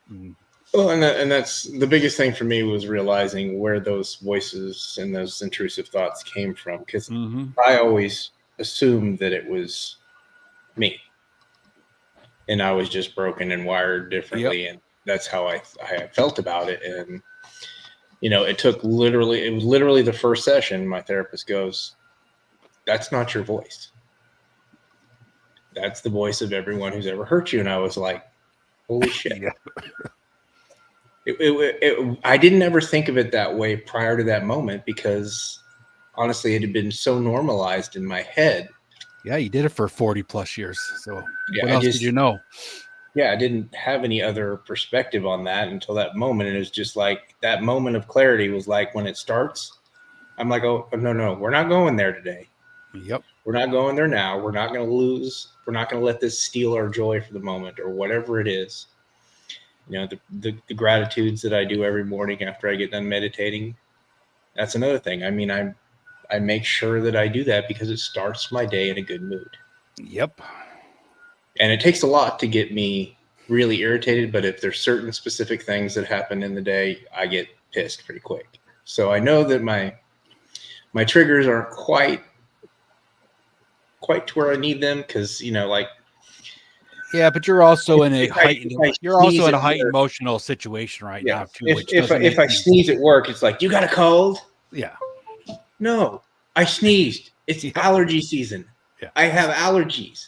And you're working on old Obviously, dusty paintings, right? So I mean, yeah, I'm working on old dusty paintings, and there's shitloads of chemicals in this air. Yeah. Have you not seen the toilet in the morning where there's a thick fucking film on it because of all the chemicals that are sprayed in the air? Yeah. She's like, no. I'm like, you're spraying chemicals that are toxic to breathe. Yeah. And we're doing it virtually daily. Once you get through That shit doesn't go anywhere. It just lingers. Once you get past the, you know, you got to do the grieving stage, right? You got to grieve the loss and the loss of what was or what was to be, you know, all that stuff, right? And then you'll find that your emotions aren't triggered as easily, and it'll be a lot better for It's you. better, but I know it's not where it needs to be. Right, exactly, right? But I don't think I brought that one with me. Yeah, I did. So let me pull that one up. Because really, I loved this quote that I found. Share screen. You come up, share screen. It would be nice if there was just an easier way to do this. The pain of grief is just as much a part of life as the joy of love. It is perhaps the price we pay for love. So, as much as people maligned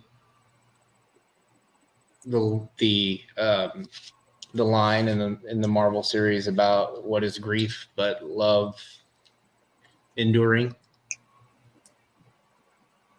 it's a meaningful quote in that way because it really is all of those feelings of love learning either to let go or to remember. Yep. And I think the thing is that people don't realize we grieve relationships. We grieve the loss of loved ones. We grieve different things, and we don't really call it always grief.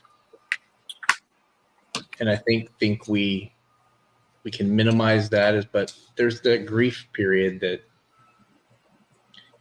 in some instances, some people don't ever move past. Yeah. And, you know, as much as I have grieved in the last 3 months, I know that I don't know how long it will last, but I know that it's going to last for a while. And every time something happens, that grief rushes back, and I go from that rage to that sadness, and I'm expecting it now. So when something that immediately sets that rage or that anger, I know what's coming next, which is the other part, which is the sadness. And it's nice to be able to feel that emotion and work through it and know what's coming after. That's predictability, and as my autistic brain loves, it loves predictability for me because I know what's going to happen in my brain and I know how it's going to work. You know, and I'll tell you this, you know, there's no time limit, right? People always want to put a time limit on how long you should do that for, right? I've been divorced now for going on 3 years. I still love my ex-wife very much with all my heart, and there's still moments that I get very sad that things are the way they are, right? Yeah. Now, luckily, they don't last for days. You know, it's a usually a brief moment, And I, like you said, I've become self-aware enough that I'm ready for it. I know that it's coming because of whatever situation it was, and Yeah. it's a lot easier to process, but it still happens, and it Yeah, probably still always sucks, will. but Yeah. it's not as unmanageable as it was. Yeah, I mean, like back 3 months afterwards, like you're in right now, shit, something like that could set me off for days, right? I'd be Yeah.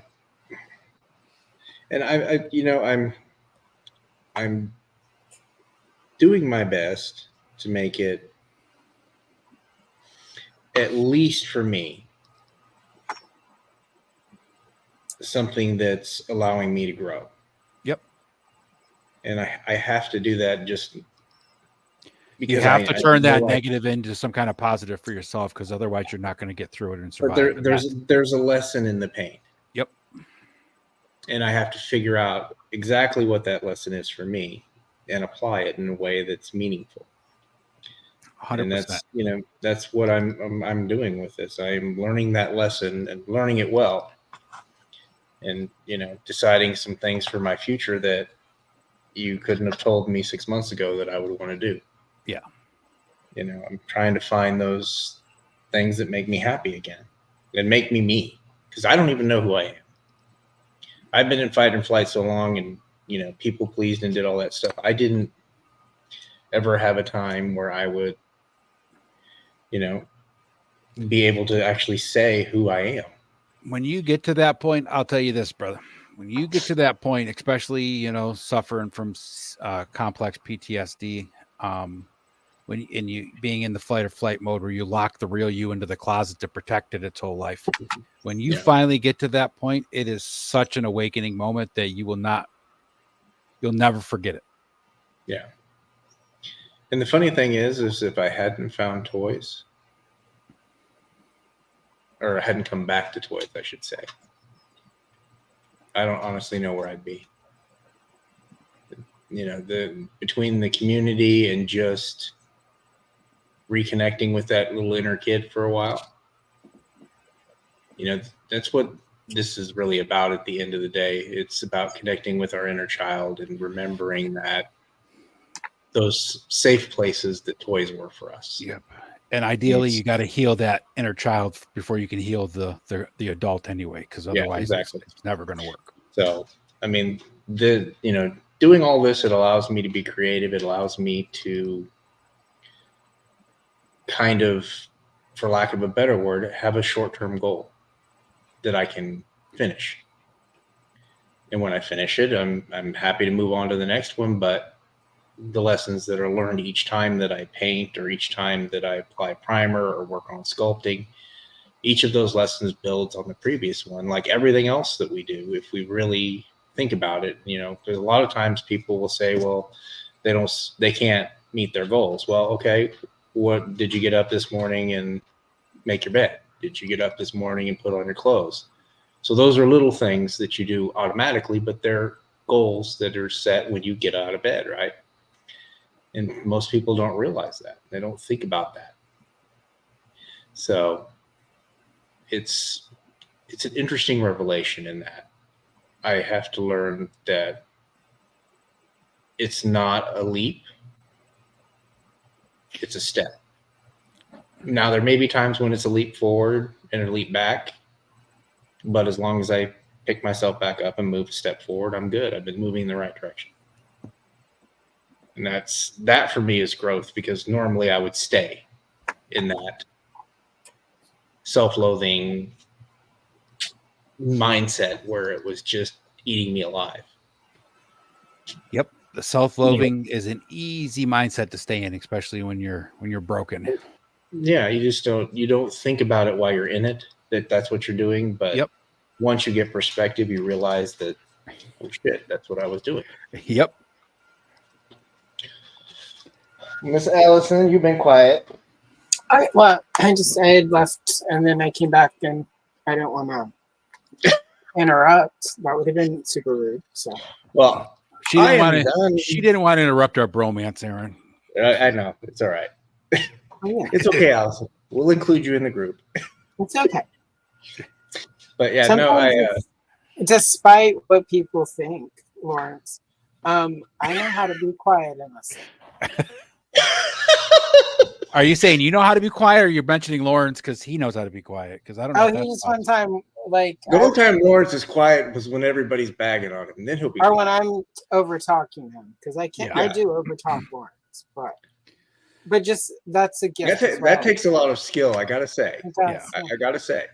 It does. That's talent. But no, sometimes it's just good to be quiet and let people, especially like I've been in group therapy sessions, like you just sometimes shut up and let people have their moment. And especially as a white lady person, you don't want to center yourself. Like, Aaron, what you're saying is really relevant to my life right now. And, like, just shut up and like let you and Ed have your thing. I didn't have anything to sit here and sculpt some hair. So, yeah, so it was just like, yeah, this is all important, and I'm not going to jump in the way of that. So, that was it. Yeah. So I am done. I'm going because it's almost 10 o'clock and I got to get to bed as much as I No worries. enjoy hanging out with everybody. I'm so It glad was both of you nice came. evening. It's always a good conversation. Thank you for Always. having me. Even if we ramble into Rick rolls and whatever else. I have not told that Rickroll I'm sure at story some in a point week. I will get an analog Rick roll from Allison just for the pure fun. Just for I the wanna- pure sake of it at this point in time. I want to bring exactly. them back because it's just clever. It's clever and it's ridiculous and funny. And like anyone who can't appreciate that, like there's a reason you're Carl number 6. Like I You like can't the new ones that have been on Instagram with the people making like they'll take a clip of like a broom falling over and it just makes that first click and then Yeah, exactly. And then bounce into the you're like, Rick roll. oh, Yep. come on. it's just it was very clever, and I just feel like he never appreciated that. I feel like everybody else did. Everyone thinks it's hilarious when I share the story, except him, because Yeah. I guess his ego. But If I've it got Brett mentioned now and he has a memory of it, he probably appreciates it a lot more now than he did. Oh, I'm I mean, sure. just alone the sheer planning of that whole thing. Yeah. It was pretty. It was That shows effort. You would think you would appreciate the effort that you went to. It was a lot of effort. You screw with it. It's a lot of effort to Rick roll analog style. I mean, Exactly. Yeah, right. I know, like I had to think of that. I had to execute it. I had to like get his address without being obvious that I was nonetheless gonna pay for request- postage and get to the mailing service. I right? had to. Well, luckily that was when I could just leave it in the mail. It was when I was dating the mailman before he stalked me a little bit, but whatever. That's Allison, a different story for a different day. You find some winners. I'm just telling you. Exactly. Like, yeah, no, it's. And that's a good point. I find the winners. They don't. Oh, well, some of them found me. Like, but at least a few of them, I'm like, oh my god, what are you doing in that dumpster? I could help you. I had a friend that was the same way though. He dated like 8 or 9 different girls that were all named Jan or Jane, and every single one was a trash. Everybody's got a type, but sometimes every single one would just destroy the poor guy. And then he'd find another one. I'd be like, dude, she's just the same person that you were just dating that killed you. Right? Why are you dating? I love her. I'm like, no, you don't. You want the 8th Jan you had back when you were young and think it's going to help fix that. Yeah. It's not. Or he had a fixation on Jan. Or he had a fixation on Jan Brady. That was probably it too. Or he had tattooed the name Jan on his butt, so he had to find a Jan. Yeah, there was a requirement. Yeah. But it was cheaper than trying to get that covered up or fixed. Look, baby, I've already got your name on my butt. Yeah, Look how much I love you. Never put names on you. I don't understand that. When I was doing concrete, I was working with this kid, and the one day he comes in after the weekend. I was like, how's your weekend? His name was Tom. He was like, I was 30 at the time. He was probably 20 at the time, 21. He's like, oh man, I went to this awesome party, and the one guy that was standing there with me that was like the foreman, his name was Bill. He's like, Bill, I was so drunk I got your name tattooed on my ass, right? And Bill's like, you did not get my name tattooed on your ass. He's like, yeah, it says your name right across my ass. So he pulls down his pants because Bill tells him to, and it just says your name. But that's beautiful. I was like, damn, that is awesome, Tom. That's a good one. Yeah. Yeah, that's great. No, I love that. But on that note, we're going to do the last question the most important question of the day. What did you find joy in today? So for me, there you go. It's doing this because honestly, I needed something to make today joyful. Visiting with attorneys is not ever joyful. So it doesn't matter if it's a good thing or a bad thing you're there for. Yeah,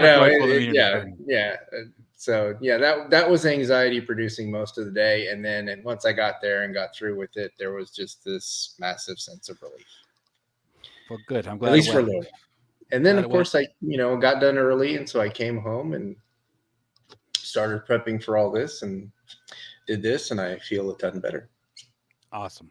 So it's nice. It's a good day. Allison, what did I find joy in? Connections today. I mean, obviously the two of you doing this, but also I've had a few, ongoing chat conversations that were like really helpful in general. So I don't know, just human connection has been really good the last few weeks, I feel like. So yeah, it's kind of,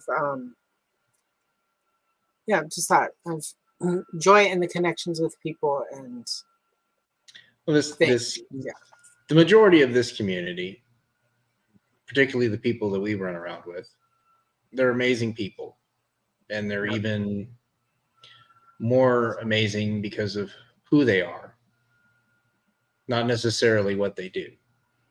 Right. That's the beautiful part of this community is we have a group of people that look out for each other, genuinely care about each other.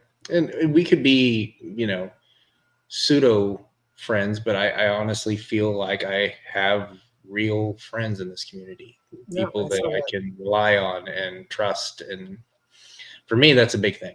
I mean, for me, that's the ultimate thing for me, because I spent a long time without friends. I hadn't had any friends really as an adult at all. I was either busy working or busy with my kids, and there was never really that thought in my head for friendship. And quite frankly, a lot of the guys that, even when I worked with them, it was just like, dude, you talk like that? That's not interesting to me. Yeah. Right. So it's just one of those things that I am grateful every day for this community. It's one of the things that I actually say I'm grateful for every day. It's my toy friends. Me too. In my gratitude blast every morning, I say I'm thankful for the guys in my toy friend group. So Ed, what did you find joy in today? What did I find joy in today? Well, besides this amazing hour and 50-minute session, I found joy in I did some more shots for future episodes of Living with Ken, starring Street Fighter Ken and Ted Darklaw.